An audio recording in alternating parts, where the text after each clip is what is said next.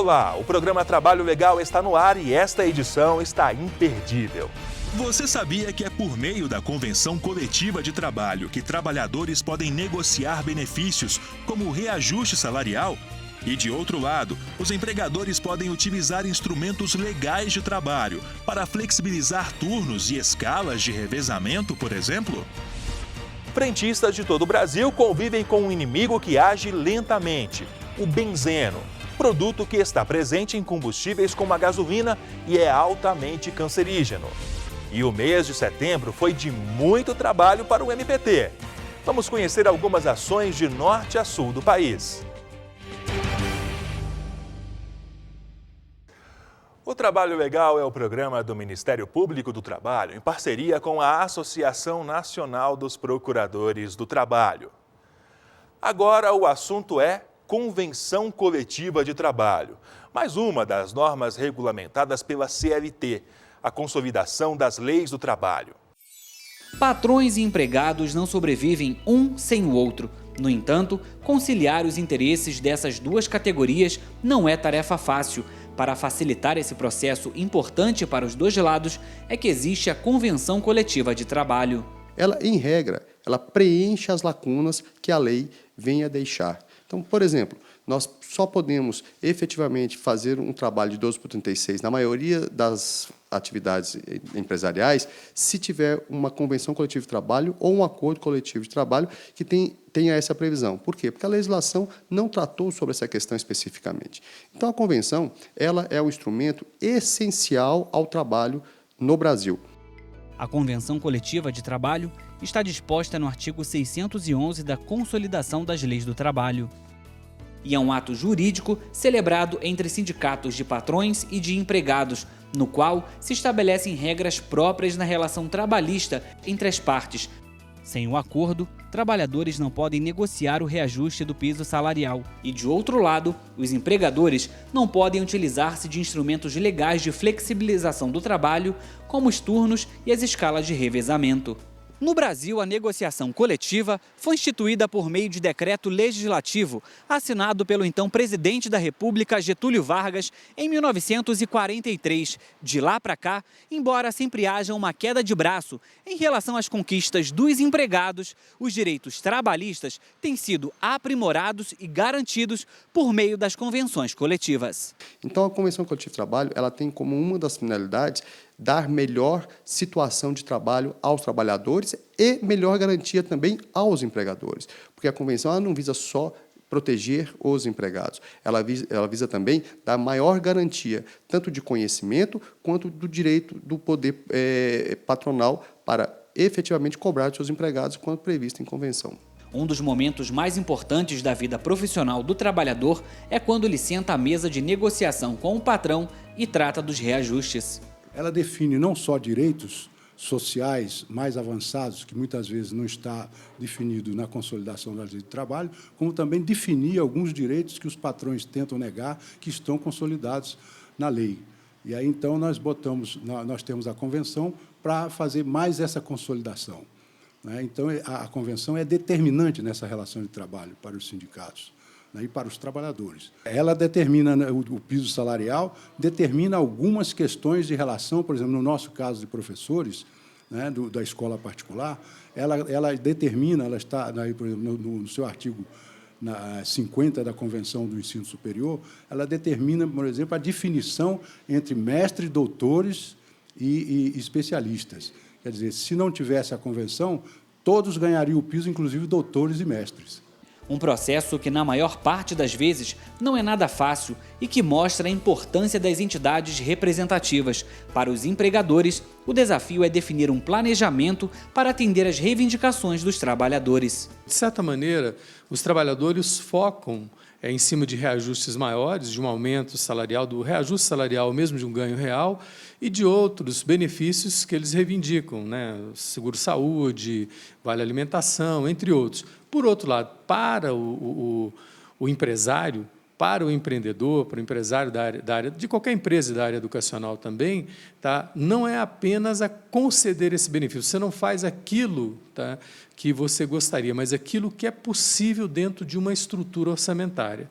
Então, para o empresário, é muito importante o estabelecimento dessas regras, dessas normas, porque você consegue definir com mais exatidão um planejamento orçamentário. As convenções trabalhistas são mais que processos de negociação salarial. Nelas estão inseridos ainda um conjunto de regras acordadas entre as partes, patrões e empregados, e que têm força de lei, não podendo retroagir direitos garantidos. Desta forma, a convenção coletiva é um instrumento que deve ser respeitado e valorizado por todas as pessoas. A convenção, ela não é uma via única, ela é via dupla. Ela cria obrigações e direitos para os dois lados. Então, é por isso que é uma negociação coletiva de trabalho, onde o patrão, representado por seu sindicato, e o empregado, representado por seu sindicato, negociam as condições para aquela situação. Lembrando sempre que uma convenção coletiva de trabalho, ela tem período de vigência de até 2 anos. Então, em regra, nós temos convenções coletivas de trabalho de vigência de 1, podendo chegar a 2 anos, mas ela não pode ter previsão de vigência de mais de 2 anos, porque assim determina a lei.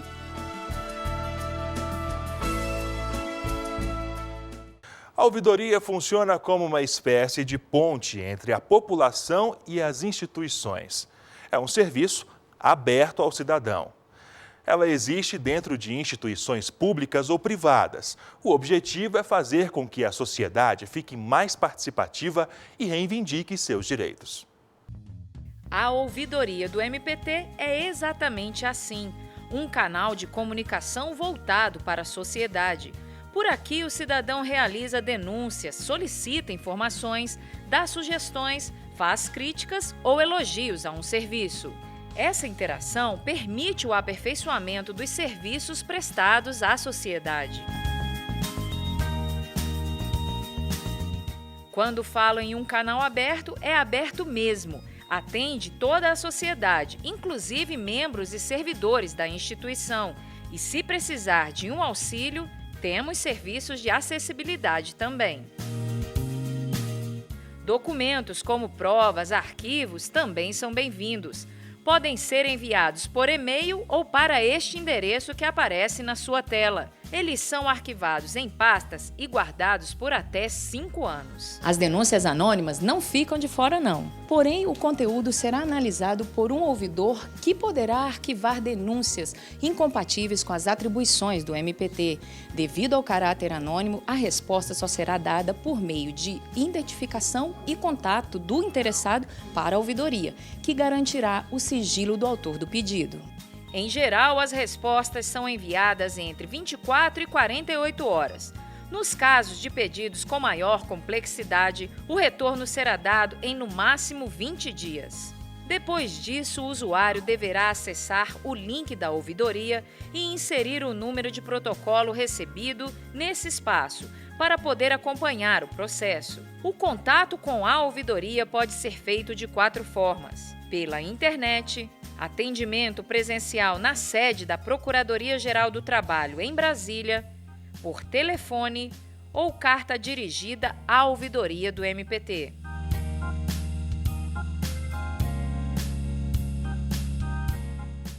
E você vai ver depois do intervalo. Vamos falar sobre as leis específicas para a categoria Mães Sociais. Não saia daí, voltamos já.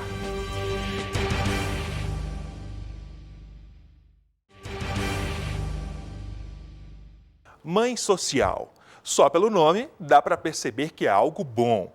As mulheres que são contratadas para o ofício têm regime especial com direitos trabalhistas e previdenciários garantidos. Vamos entender como essas leis funcionam. Yara, você é mãe de 4 filhos e decidiu ser mãe social. Hoje tem mais 8 para cuidar. Sim. Como é que foi essa decisão? Ai, foi aquela coisa assim, eu vou, não vou, porque a gente fica com medo. São vidas que você está lidando, né? São crianças.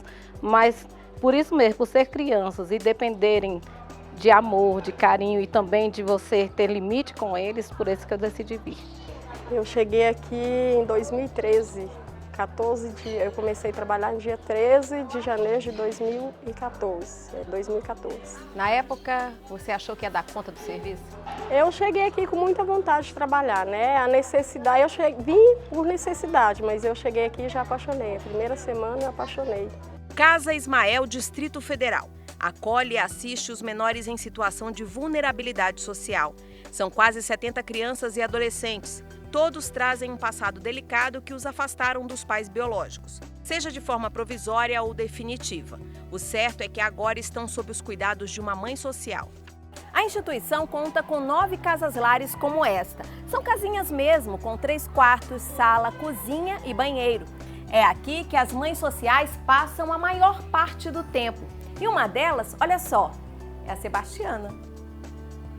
Tem também a Iara e outras 18 na instituição que utilizam como principal instrumento de trabalho as particularidades que só a maternidade oferece. A mãe social, ela é contratada para lidar diretamente com os acolhidos, com as crianças e com os adolescentes. Ela é a responsável direta por eles. Então, ela é responsável pelo lidar diário, pelas rotinas diárias de cada criança e de cada adolescente, pela rotina da casa-lar. Então, a mãe social, pensando numa rotina de uma casa, a mãe é que acorda cedo, é que chama as crianças para tomar banho, para se arrumar, para tomar café e tudo isso. Então, a mãe social tem essa mesma atividade. A mãe social participa das reuniões de escola de pais, a mãe social participa, leva os adolescentes e as crianças às consultas médicas, também leva para os passeios, também leva para quando tem alguma outro tipo de reunião. Então, a mãe social, ela é responsável dentro da casa-lar mesmo, né? Sobre as crianças, sobre os adolescentes, e esse é o papel que ela precisa desempenhar. Mas esse papel, ele é complexo também, porque a mãe social, por vezes, em muitos momentos, ela precisa ali ser firme frente à autoridade dela, com autoridade diante dos meninos. Por quê? Porque são muitas crianças e são muitos adolescentes. As orientações técnicas para serviço de acolhimento, ela relata que em cada casa-lar deve-se ter até 10 crianças e adolescentes. Assim como outras ocupações, a mãe social tem legislação específica. É a Lei 7.644 de 1987. A norma lista, por exemplo, no artigo 4º, as atribuições. Oferecer condições próprias de uma família, administrar o lar, organizar as tarefas, dedicar-se exclusivamente às crianças e adolescentes. Ela foi criada com o intuito de fornecer às crianças, aos menores, que já se encontravam em situação de risco, em razão da extrema pobreza, morte dos pais muitas vezes, crianças que não tinham auxílio de um maior para que cuidasse, para que essa criança pudesse crescer num ambiente muito próximo ao ambiente familiar, tivesse de fato uma mãe que desse a ela conhecimentos necessários e responsabilidade para a vida. Por isso o nome Mãe Social. Glênia explica o passo a passo da contratação.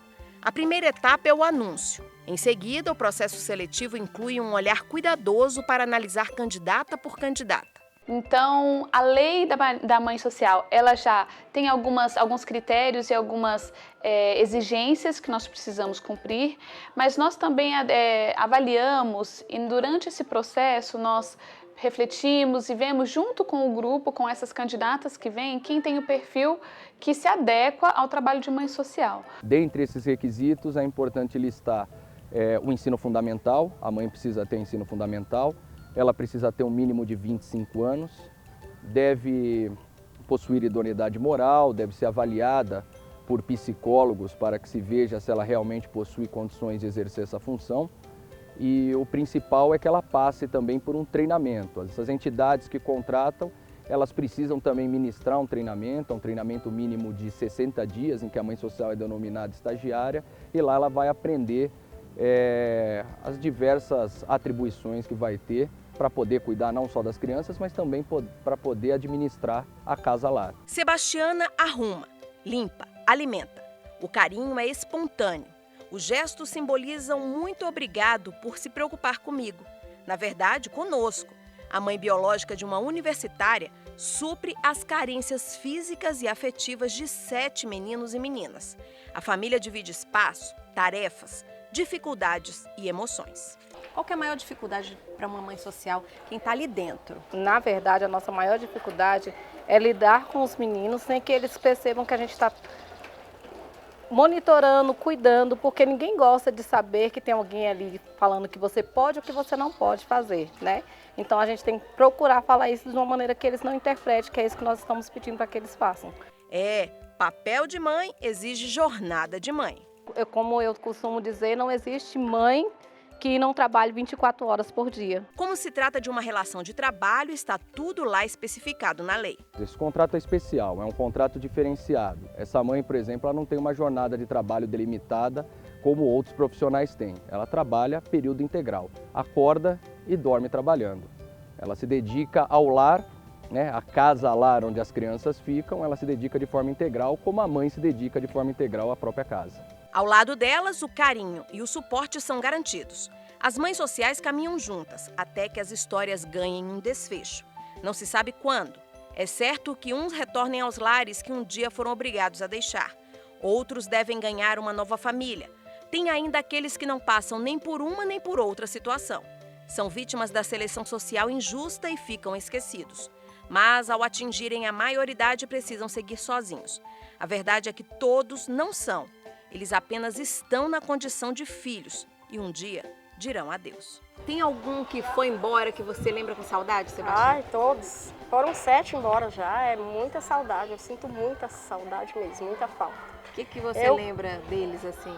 Eu lembro do carinho deles com a gente, tinha alguns que deitava e fazia brincadeira, me chamava de mãe, então é muito forte assim, a emoção quando eles vão e o tempo vai passando, a gente vai sentindo saudades. Eu sinto muita saudade dos meus filhos, eu posso dizer. Mas a gente sabe que é o melhor para eles, né?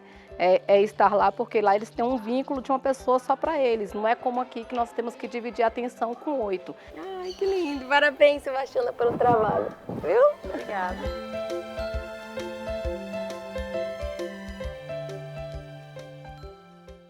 Depois do intervalo, frentistas de todo o Brasil convivem com um inimigo que age lentamente, o benzeno.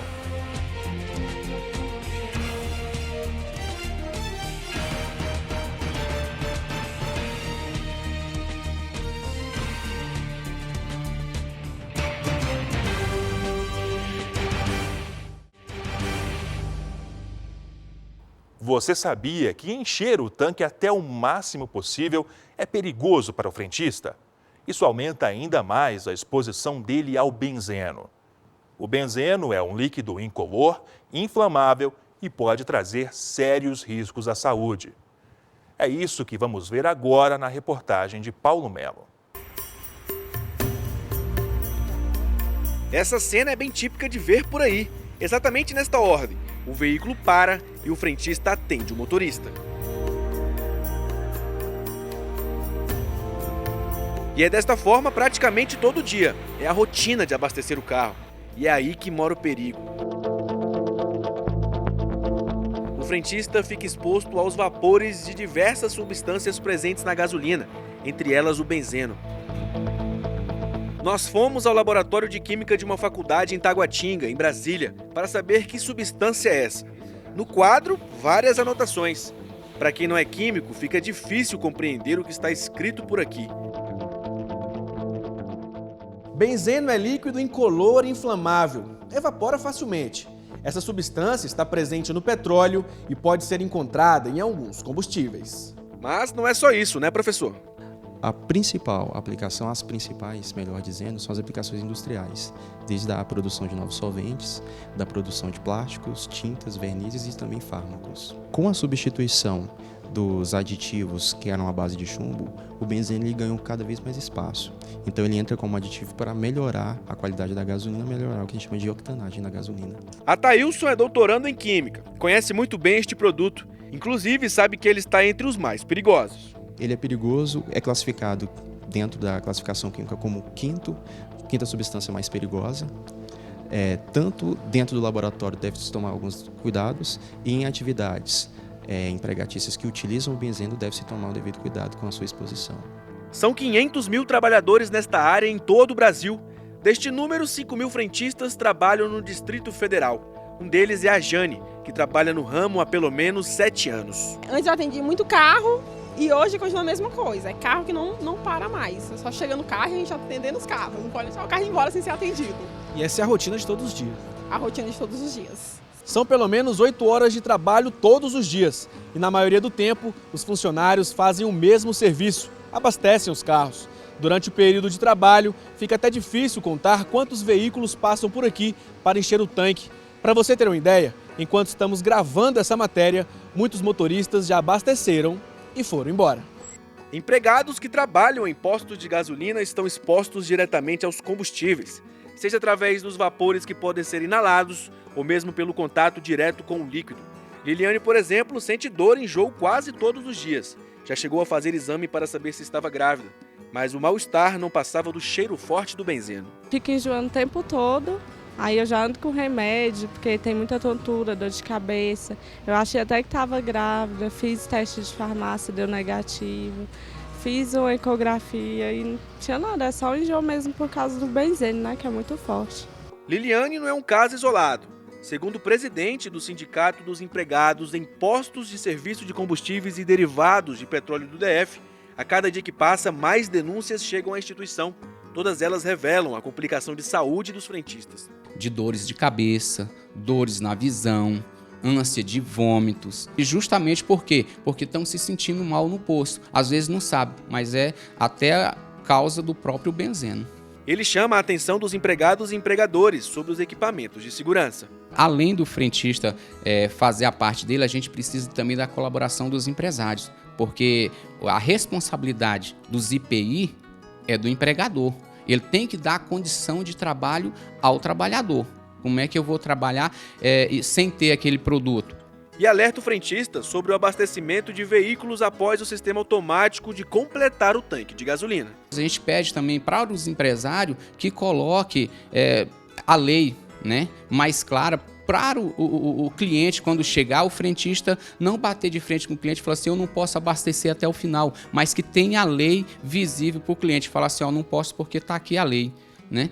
Então a gente precisa conscientizar não só o trabalhador, mas também o empresário e os clientes, que é um produto de alto risco e é risco para todo mundo, não só para o trabalhador, mas também para o empresário, né, como para o cliente. Por ser uma substância tóxica, é necessário que o trabalhador obedeça todas as regras e utilize os equipamentos de segurança previstas na norma regulamentadora do Ministério do Trabalho.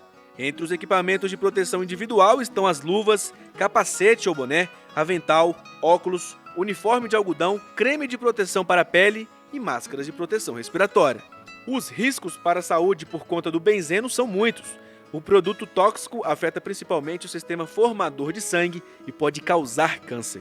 Nós temos os riscos agudo, que é o contato, seja de mucosa em área de olhos, nariz, boca, de irritação, inalação para o pulmão, você tem um edema, um aumento de líquido ou hemorragia, e a médio e longo prazo esse depósito, principalmente na medula óssea, pode levar à formação de um câncer. É prejudicial a qualquer pessoa que tenha contato com benzeno, e esse trabalhador, principalmente se a exposição existe e a absorção onde ela dá. Se for de toque, a absorção é muito maior, dependendo da área que tem contato, do que inalação, que hoje a gente tem uma absorção, às vezes, de 10% a 50%. Os efeitos da intoxicação por benzeno podem ser aguda ou crônica. No caso da intoxicação aguda, a pessoa pode ter irritação dos olhos, nariz e boca.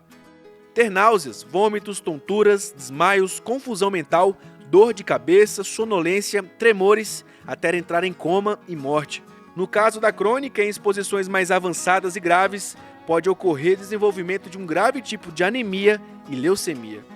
A gente tem que seguir o protocolo de usar luva, de ter proteção, evitar o contato máximo e evitar essa inalação, que não existe estudos demonstrando até onde isso vai provocar e quanto de depósito vai provocar esse mal. Trabalhar com isso é complicado. Fique atento ao que não pode ser feito perto do benzeno. Aí vão algumas dicas importantes para diminuir a exposição ao produto. Usar os equipamentos de proteção individual. Ficar afastado ou utilizar proteção durante o desabastecimento do caminhão que transporta gasolina para o tanque. Durante o abastecimento do automóvel, ficar longe da bomba. E, em hipótese alguma, aproximar o rosto no tanque do carro para ver a quantidade do combustível. Não cheirar a tampa do tanque de combustível do carro para saber se é álcool ou gasolina. Quando cair combustível na roupa, o melhor a se fazer é trocar o uniforme por um limpo imediatamente.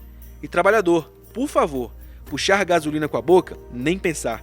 Comer e beber próximos às bombas também não é legal. Benzeno é coisa séria. Quando se trata de saúde do trabalhador, o Ministério Público do Trabalho está de olho, não importa em qual canto do país.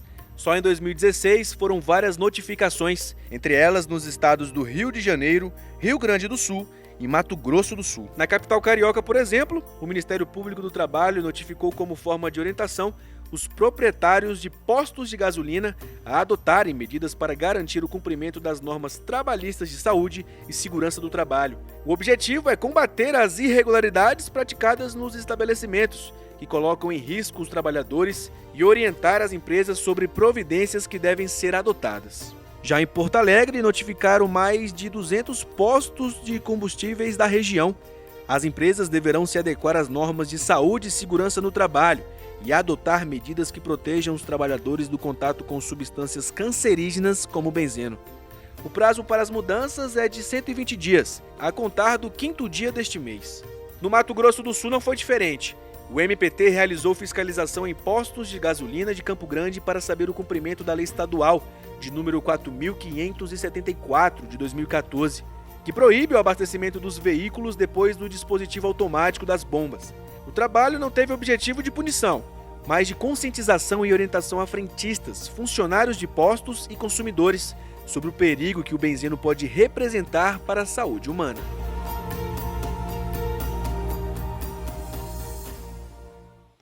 Ei, você aí do outro lado da tela, venha participar do programa Trabalho Legal com a gente. Envie uma sugestão de reportagem. O nosso contato é trabalholegal.pautas@gmail.com. E as informações sobre o Ministério Público do Trabalho não param por aqui. Acesse o nosso site www.mpt.mp.br e também o Facebook ou o canal no YouTube. Uma ótima semana para você. Esta edição fica por aqui. O programa Trabalho Legal é feito para você, trabalhador brasileiro.